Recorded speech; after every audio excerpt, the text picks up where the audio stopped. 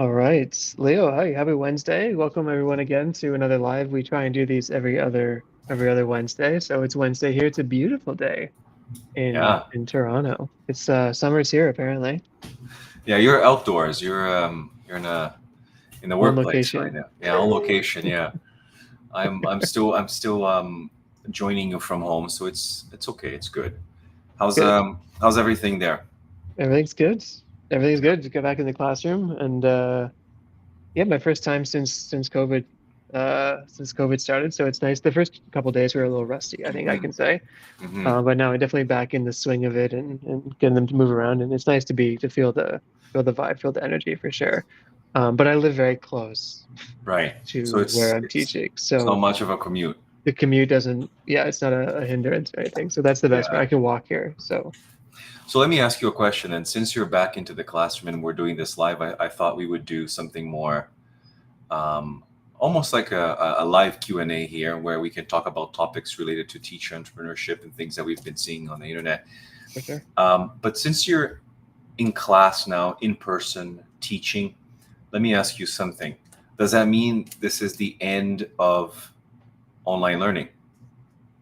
No, absolutely not. I mean, that's a big question. I'm not in charge of that. But at least what's happening here in Canada, the institutions are giving students the option, right? So the ones that prefer to be in person come here, and the ones that prefer to be online stay online.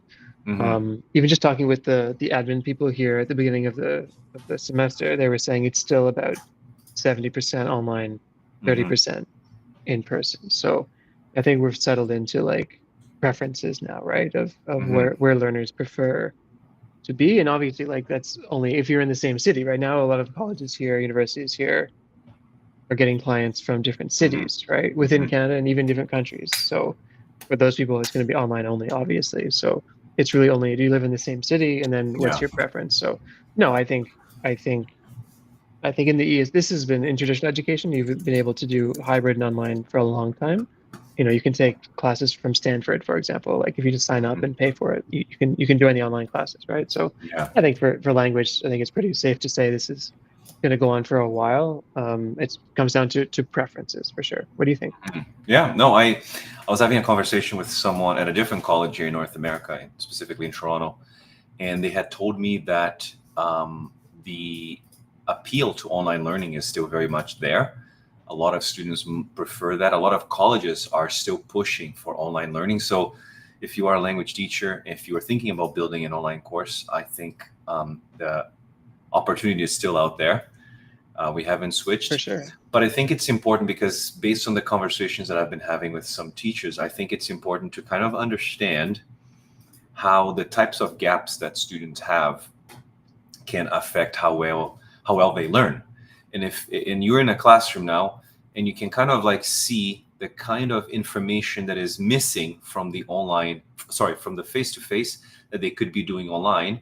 And when you were online, you can also kind of like see what was missing from the online that you can do face to face. Can you, maybe we can talk more about that so people Yeah, who yeah, are yeah, for building their sure. courses can. Well, to the first point, I think that's there's different it's a different market, it's a different niche, it's a different type Mhm. of client or student, right? But where we work here, it's people who are free during the day and they come to I got classes there in the morning, like 9 o'clock, 10 o'clock in the morning, right? So people that either work later in the day or don't Mhm. have jobs yet or are new to Canada and don't have, work permits and things like this. So, it's a completely different demographic of generally the people that are teachers that we work with are their clients are professionals, generally speaking, right? So, completely different and online usually suits their lifestyle because when you work 9 to 5 or 9 to 6 or whatever, like you want to go from 7 to 9 into a physical classroom or would you rather do it at your convenience? So I think Mhm. you know, it's completely different. And what we teach here is a lot based on language proficiency Mhm. increasing, right? So getting people from, maybe not beginners, but kind of, B1 speakers to being Mhm. more competent in life. Whereas a lot of teachers out there, I think, are building client-based courses, client-based offers that it has a result that's a transformation, that it's not like go from B1 to C1. It's like, Mhm. do your job better, give better presentations, do these Mhm. kind of things that aren't really proficiency, or proficiency isn't like the first priority, right? So Yeah. it's a little bit, I think they're really, really different. So for the latter, for helping professionals, I think online is definitely going to be the way forward, because it's not about like having one-to-one lessons. It's about like, hey, can you help me do this, overcome this Yeah, hurdle that I have yeah. in the language, right? And this is why I think you've mentioned something that I think it's quite relevant for teachers who are listening and watching this. It's that they need to understand exactly what the transformation is. And I think yesterday we spent a little bit of time in one of our Q&A calls as part of our Teacher Accelerator program. We spent a little bit of time talking about that transformation. And I don't know if you agree with me, but a lot of people don't seem to understand what that transformation is. A lot of people think that a transformation has to be something big. And what they don't Right. seem to understand is that the transformation could be something much simpler. But then you have to kind of like think about the steps that would lead to that overall transformation, right? Arguably, it should be simple and short, because we've seen that, kind of, even for us in our first courses that we created, I think they became, um, we were very, I guess, positive word is ambitious, Mm-hmm. negative word, you can fill in the blank, but the transformation was probably too big. And with language, I think teachers fall into that. That's not a trap. I mean, it's natural, it's normal. We want to help people improve all the time. Mm-hmm. And I think a very hard thing to tell yourself when you're creating an offer is, you know, when does this person not need me anymore? Yeah. You know, and it's natural to say, well, they're never going to be finished learning. They're a lifelong learner. Like those are Yeah. all true, Yeah. great, right? But that doesn't. But if that's what your offer is, it's very hard to have them achieve the goal. So that's why Yeah. we say it's not linguistic per se. Linguistic is part of the journey, It's part obviously. of the gap. Language is It's part part of of the the gap. gap. Yeah. Language is part of the gap, but it's not the transformation itself. Exactly, right? Like if you're helping someone who to make presentations, just to give the example, but they've never given a presentation in their life, well, that transformation is gonna be long and arduous, probably, right? Doesn't mean that you shouldn't do it, but like it's just gonna be a lot longer Mm-hmm. versus someone who already gives presentations maybe on a weekly basis. They're struggling with XYZ reason, and they need to do it better for ABC reason, Yeah. right?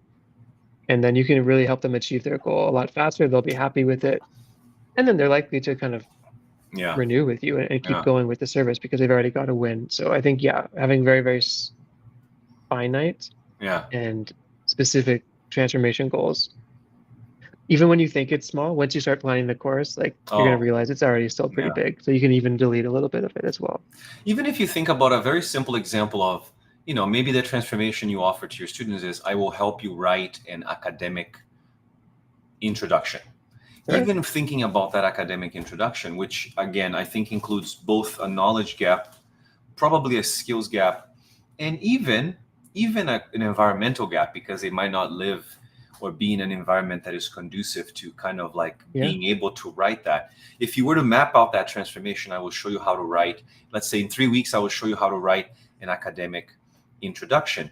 When you go back and you map that transformation, you have to think about, I have to start with, a sentence that introduces this topic as a problem, as an issue, as a point in time. There's different ways you can do that. You have to think about a definition. So all Well, of even that before involves that, language. right? Like Yeah. you can't even get it. I mean, for me, like you're not getting into the writing phases until you've conceptualized what it is, like the planning stages Mhm. before that, right? So like Yeah.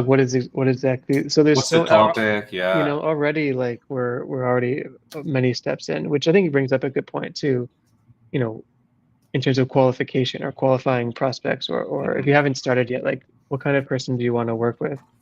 And that's not something that you just decide.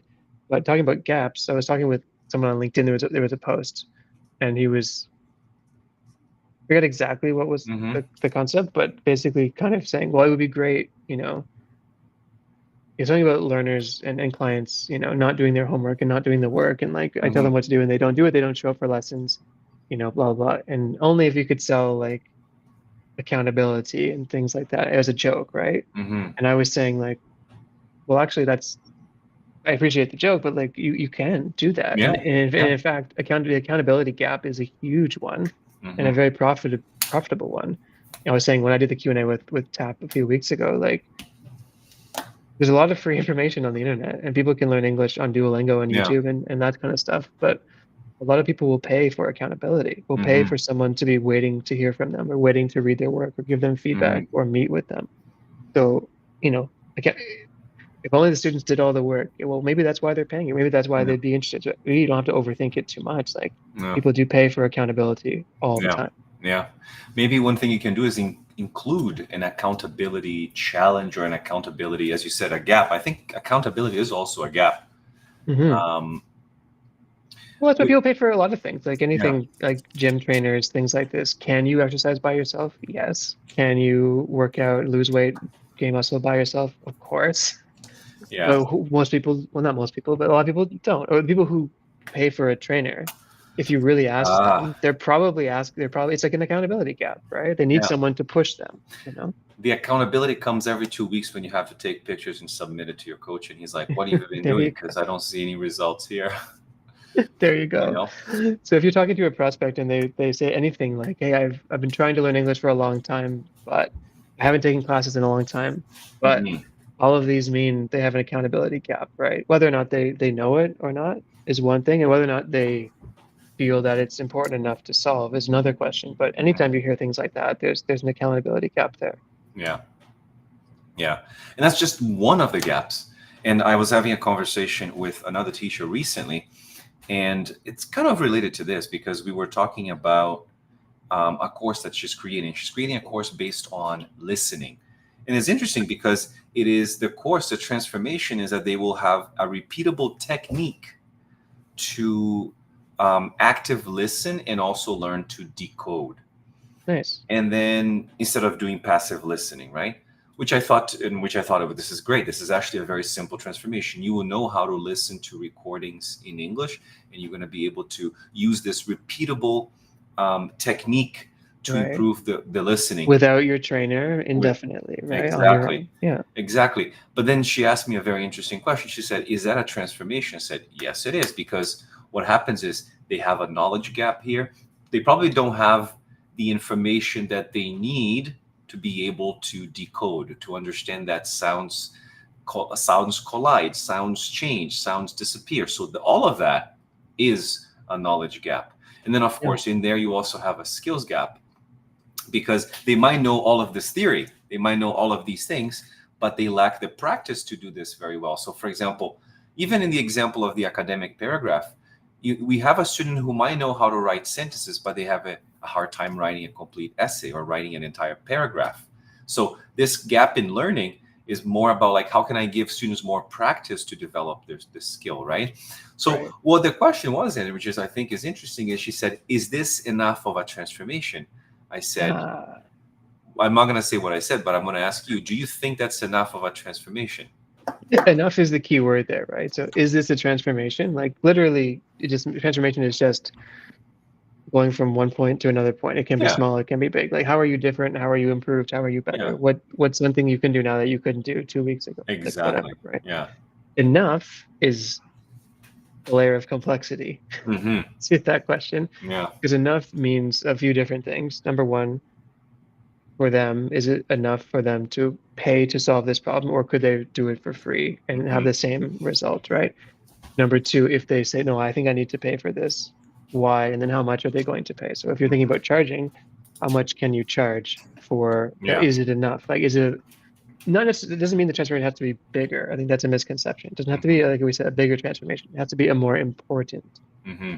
transformation or more valuable Yeah. transformation, right? So that's not quantifiable, and that's like niche specific, Yeah. but that's trial and error, of course, as well. But you have to figure out like those questions we ask all the time, like what's the Yeah. problem that you're solving? What's the transformation to do it? And then why is that important for that person to solve that? Yeah. On the other side, what's the benefit of the benefit? What's the incentive? And Yeah. on the other side, what's the cost of inaction for them? So Yeah. if they don't solve this problem, they keep going the way they're going forever and ever.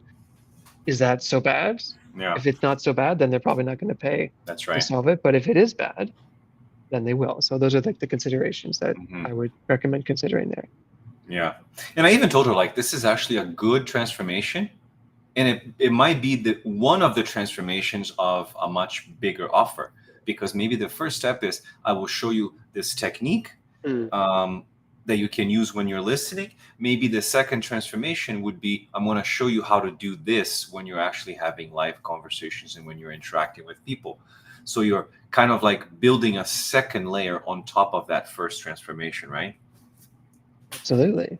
Absolutely. I mean, it's different ways to structure it. Like that can be part of the same course, or that can be, a business model where you Mm-hmm. help people with one transformation, and if they're enjoying it, and then you present them with the next opportunity where, okay, well, now you've achieved this. The next step for most people like you would be this, and then Yeah. they can decide if they want to continue with you or not. But that would be, a good way to retain clients Yeah. on a subsequent, very, very connected offer, right? Mm-hmm. Mm-hmm. Yeah. Yeah. And another thing that popped up in recent conversations I had with teachers was this one teacher who had a niche. Her niche was she wanted to help French women who were living in England and were struggling to communicate in English there. Okay. And she told me she got stuck. Eventually, she realized that there was not enough. There was not enough for her to actually pursue this niche. So she then eventually decided to flip the script and said, maybe I'm going to look for British women who live in France and need to improve their English skill or their French skills. And then she realized that a lot of the women that she was talking to already speak French to a decent level so they can actually communicate. So she's like, now, Leo, I've done research on 2 niches and I've realized that none of these niches are actually painful. And she said there was one of them, there was not enough money. So that's kind of the work that I think we have to kind of tell. I think we have to maybe emphasize this to teachers that finding a niche, it really is a long, iterative process where sometimes you're going to have to kill some of your best ideas. And as we like to say, eventually date a new niche. So this morning we Yes. we went fishing and eventually we came up with a new niche for her. And I gave her some work. She basically has a benchmark and she's going to be using that benchmark from now Good. on to kind of like Good. maybe for the next 10 to 12 weeks, she's going to try to find out if this niche will actually hold water in the future. It's trial and error, right? Like it's not like a science. It's you have to like so she's doing it the right way because you're exploring, and most of it's going to be realizing what doesn't work or what's not in need, right? So is Yeah. it enough of a transformation? So is it a nice to have or is it a must have, right? Mm-hmm. And I think a lot of people, just to harp on that example, but a lot of people think about that like, okay, expats living in this country who need the language, right? So British people living in France or French people living in the UK or Mm-hmm. Germans living in Canada, whatever. Okay. But if you're that, yeah, like that's where the specificity of Yeah. the offer of the transformation comes into play. Because like, well, so what? They need to Yeah. communicate. Like, well, in what terms of what communication? Mm-hmm. Like Mm-hmm. what are they actually doing? And that's not something that you're going to sit down at the table and just like figure out. You have to talk to people. You have to like go through the process, right? Yeah. But I bet maybe she'll explore this new niche, and maybe she'll come back and maybe she'll just notice something like, oh, these British women in France who do speak French fairly well, but they actually have this other problem Mm-hmm. that, you know what I mean? So I mean, on a more specific level, because communicating in French isn't really a thing. Yeah.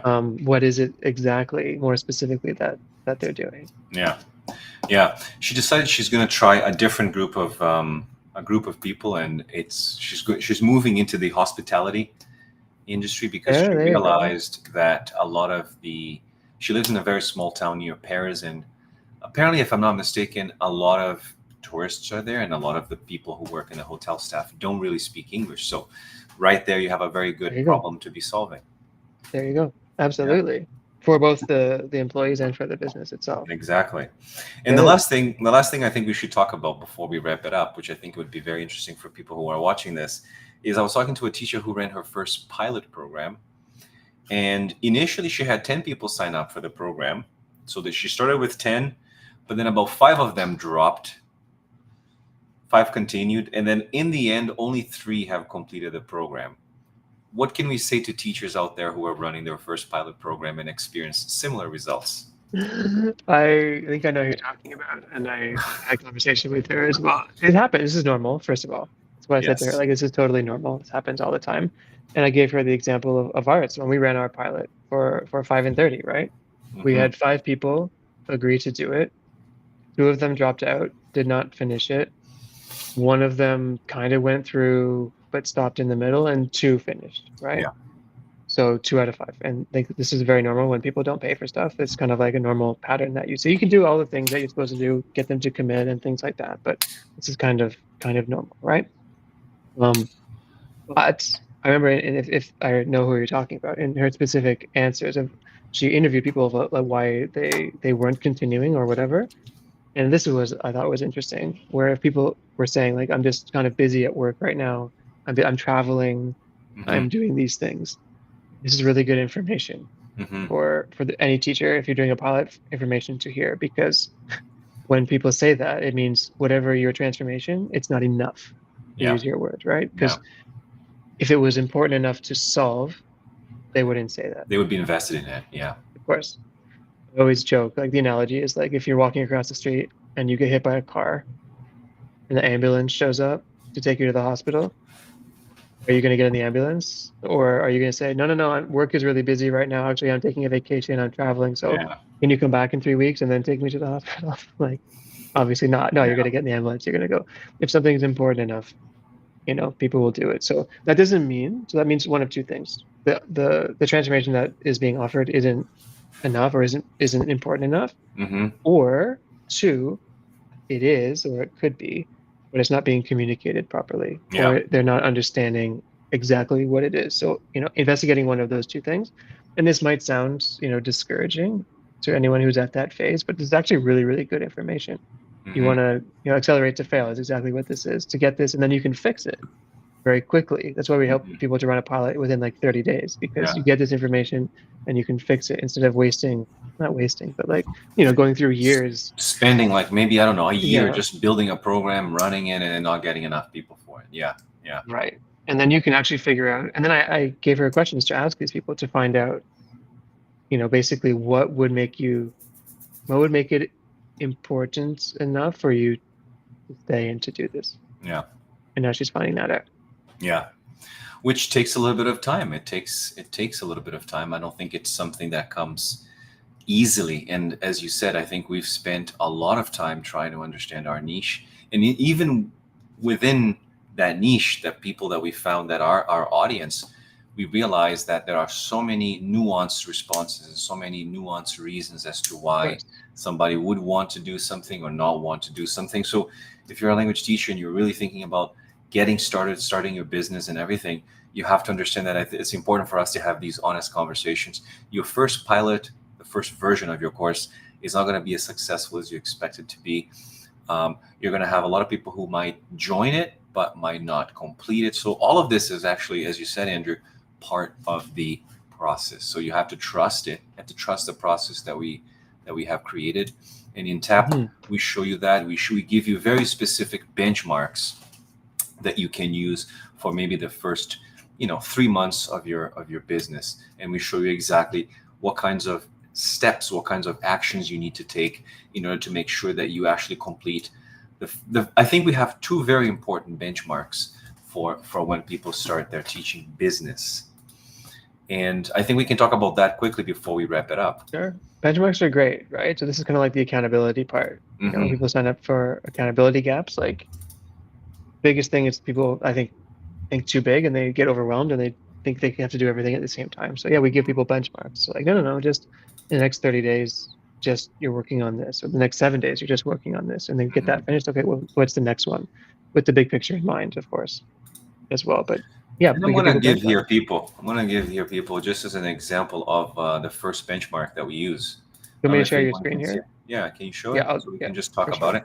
So like right there, Andrew, we have an example of the benchmarks that we've been using with our clients. And the first benchmark here for us is this one right here, which is which is solidifying the niche and the offer. And as you said, we have very specific steps that teachers need to follow. And as you said, it can be overwhelming because there's so many things you have to be doing for the business. But once you have these clear steps and you have completed it, you have a deadline for each, and you have these steps completed, then it's basically means that you have solidified your niche and your offer. And this could take, I don't know, between 4 to 10 weeks just to get this first part of your business up and running. For sure. I think we recommend doing a little bit of testing, right? So ultimately that's kind of like the thought process of what do I think, and then you have to see Mhm. if the market agrees with you Yeah. on that. So that's where the pilot phase comes in, and then you go back and kind of ping pong between these benchmarks a little bit. So it's creating it from scratch, testing it, getting feedback, refining it, testing again, refining, Mhm. and Mhm. we're the refining stage. I mean, we're still refining our messaging and our offer. We know it really well, but we're still, Yeah. people change. What resonates with people changes over time as well. But those are the first benchmarks, right? The problem you solve, Mhm. and you map the steps. Yeah. What's the offer? Get people to try it, get feedback. Did it work? Did they like it? Or not Yeah. even did they like it. I mean, did they get the transformation, Yeah. right? Or is the transformation what you thought it was? Yeah. Is it enough? Refine, do it again, Yeah. refine, do it again. And ultimately that's what a business is. At Yeah. the end of the day, it's not fancy websites, it's not fancy funnels. It's I help people do a thing. Yeah. This is how it's fulfilled. This is what it looks like. These are the steps. This is your contact with me or lack of contact with me. And at the end, this is what you have, and this is how much it costs. Yeah. And that's all you need. That's Mhm. all you need. Mhm. Yeah. Yeah. Exactly. And if you are a language teacher and you really want to look at these benchmarks in more details, if you want to learn how you can actually get started choosing your niche, thinking about the offer, thinking about the transformation, all you have to do is you can book a free strategy session with us.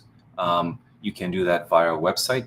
And I think we have a QR code right And there's a here. QR code right there where it says chat with us. Just scan that and you can book a free call with us, and we'll learn about your vision for your business, what you want to Hmm. do, Hmm. why it's important to you, of course, as well, and walk you through how those benchmarks and how we could possibly help you get started. Yeah, yeah, absolutely. Well, that was it for today. Um, That's it. I think we can gather around in 2 weeks. Next Wednesday, not next Wednesday, not this coming Wednesday, the Wednesday 2 more weeks. after. Yeah, and then we can talk more about issues, problems that people are having in their business. And if you're following us here, don't forget to check out our YouTube channel where we have tons of examples of content material that we have produced. We have our website www.learnyourenglish.net. We have our podcast. And in the website, you should be able to find different examples of things that we can do to help you, including a course workbook so you can plan out your first course in under 60 minutes. We also have a free 120-hour training on how you can set up the foundations of your online teaching business in only 5 days, which is completely free. And you can have access to that via taking the course. And as Andrew mentioned, if you want to have a conversation with us, tell us more about the kind of vision and what you want for your business. If it's based on your lifestyle, if it's based on how much money you want to make, we don't judge. We just talk to you, ask you questions, and try to understand what you have in mind so we can kind of help you throughout this journey. Absolutely. That's what we call a lifestyle business, right? Do you want a lot of clients, just a few clients? Where do you want to find them? What problem do you want to solve? Hmm. And how do you want to run it, right? These are all questions to ask, not necessarily that you need to answer right away, but that's what the benchmarks are for. I think that's the accountability part. Walk you through that and help pace the setup of that, so it's not all at once. But Yeah, the vision is important that's the guiding light, I yeah, guess, the North Star of it. yeah, yeah. Sweet. Cool. All right, Yeah, folks. thanks, man. Yeah, thank you. We'll talk soon.